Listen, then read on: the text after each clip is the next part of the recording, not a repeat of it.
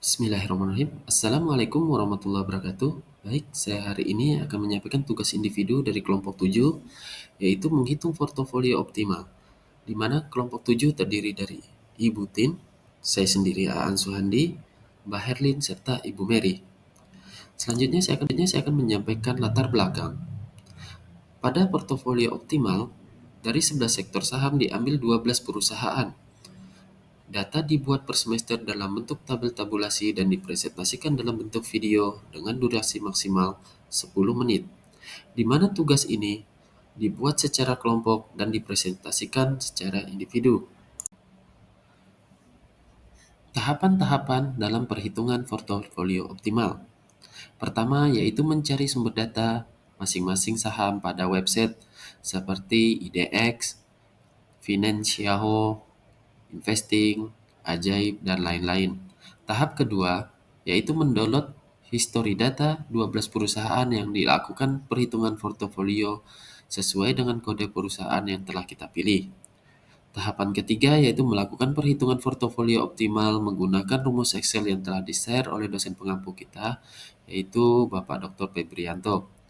Selanjutnya, tahapan keempat yaitu hasil analisis dan kesimpulan dari perhitungan portofolio optimal tersebut.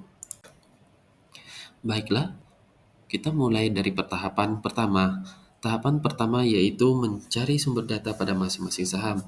Ini beberapa sumber data yang kita ambil, seperti IDX, Yahoo Finance, Investing, Ajaib. Dari saya mengambil 4 sumber data ini. Lanjut pada tahapan kedua. Tahapan kedua yaitu mendownload history data dari 12 perusahaan yang telah kita ambil untuk dilakukan perhitungan portofolio sesuai dengan kode perusahaan yang telah kita pilih. Di mana hasil download tersebut kita simpan dalam bentuk Excel dan disimpan juga di dalam Google Drive agar bisa dilihat kembali oleh dosen dan kawan-kawan. Tahapan selanjutnya yaitu tahapan ketiga, yaitu mulai melaksanakan perhitungan portofolio menggunakan rumus Excel. Pada tahap ketiga ini, kita mengambil data historis pada masing-masing perusahaan, yaitu ambil data close price, serta melakukan perhitungan pada actual return.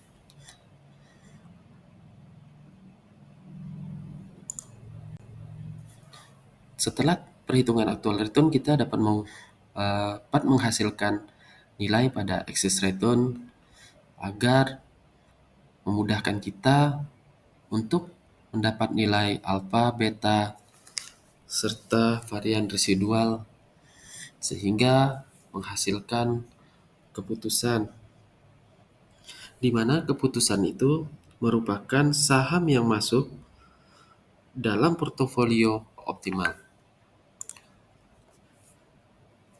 di mana saham-saham yang masuk dalam portofolio optimal merupakan saham yang memiliki nilai ERB lebih besar daripada nilai C-Action atau cut-off point.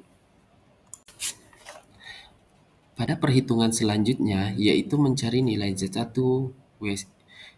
WI, alfa, beta, serta varian residual, di mana data-data ini untuk menentukan nilai expected return dan varian portofolio. Dengan mengetahui nilai expected return, investor dapat membuat keputusan yang lebih baik mengenai lokasi aset. Dan varian portofolio membantu investor memahami risiko secara keseluruhan dari portofolio yang mereka ambil. Setelah melakukan perhitungan portofolio pada rumus Excel tersebut, maka kita dapatkan hasil analisis dan kesimpulannya. Dari 12 emiten yang dianalisis, terdapat 8 emiten seperti MAVI, KLBF, SMRA, TMAS, BBCA, BBNI, ASSI, dan TLKM. menunjukkan keputusan investasi yang optimal. Ini menunjukkan bahwa emiten-emiten ini diharapkan memberikan pengembalian lebih tinggi daripada biaya modal mereka yang mencerminkan potensi keuntungan bagi investor. Selanjutnya, sebaliknya, empat emiten tidak memenuhi kriteria optimal.